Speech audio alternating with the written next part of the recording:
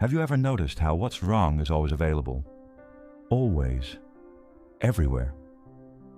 You can walk into a bar right now and drink until your thoughts go numb.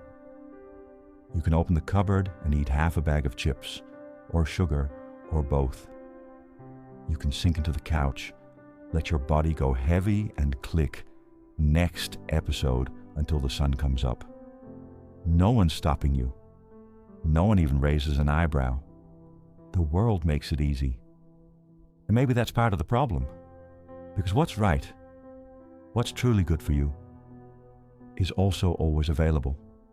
The walk outside, the quiet glass of water, the phone call you've been meaning to make, the journal, the book, the stillness. All of it is here too. But unlike what's wrong, what's right doesn't scream for your attention.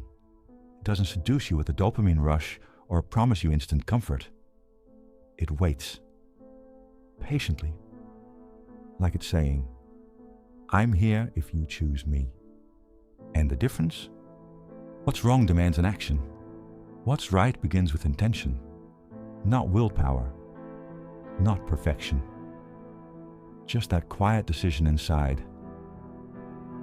I want to move towards something better. That's where it starts. And the truth is, most of us already know the difference between the two. Not intellectually, but physically. You can feel it. One choice leaves you slightly heavier. The other, slightly clearer. One dims the light just a little. The other, well, it doesn't turn on fireworks, but it does leave the door open. And sometimes that's enough, because the difference between staying where you are and becoming who you could be isn't usually a dramatic leap. It's the moment you decide to reach for intention instead of reaction. It's the moment you remember both options are always here, but only one of them is yours to claim. So how do you begin to make better choices? Not with guilt, not with discipline, but with something far simpler and far more powerful.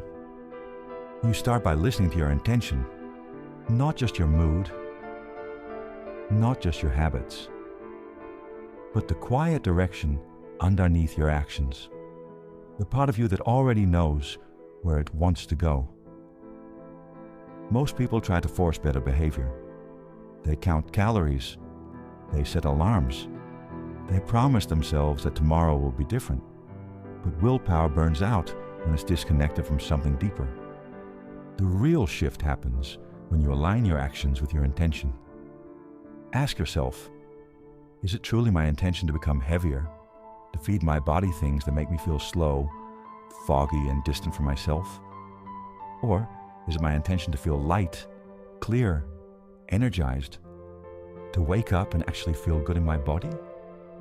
Is it my intention to nurture myself with real food, food that supports, heals, and fuels? Is it my intention to have healthy skin, not for appearance, but because I understand that my skin is a reflection of how my body feels from the inside out? Is it my intention to feel connected, not just to a screen, but to something real? Because let's be honest, is it truly your intention to finish episode 30 tonight? Or is it your intention to walk through a forest trail and inhale the scent of trees and damp leaves? To feel the rhythm of your own footsteps and know, even if just for a moment, that you belong to this world, not just to your inbox? Because here's what I've learned again and again. You don't need more control. You need more connection. And once your actions start flowing from intention, something incredible happens. The inner conflict begins to dissolve. Choices feel less like a battle and more like a rhythm. You don't have to drag yourself toward better habits. You're simply no longer pulled in the wrong direction. It's not about being perfect. It's about becoming aligned. And that's when everything gets easier. Not because life stopped being hard, but because you stop making it harder than it needs to be. But before we wrap this up, let's pause on something important. Because I know what some people might be thinking. Isn't this just another way to talk about goals? And I get it. In a world obsessed with achievement, The word intention can sound like yet another item on your to-do list, but it's not. Intention isn't a goal. A goal is a destination, a number, a milestone, a finish line, and there's nothing wrong with that.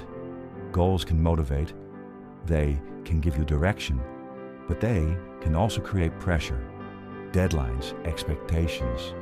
They live in the future. Intention lives in the now. It's not about what you want to achieve. It's about how you want to be. Goals ask, what do I want to reach? Intention asks, who do I want to become as I move? That's why intention doesn't wait for the perfect plan or the right moment.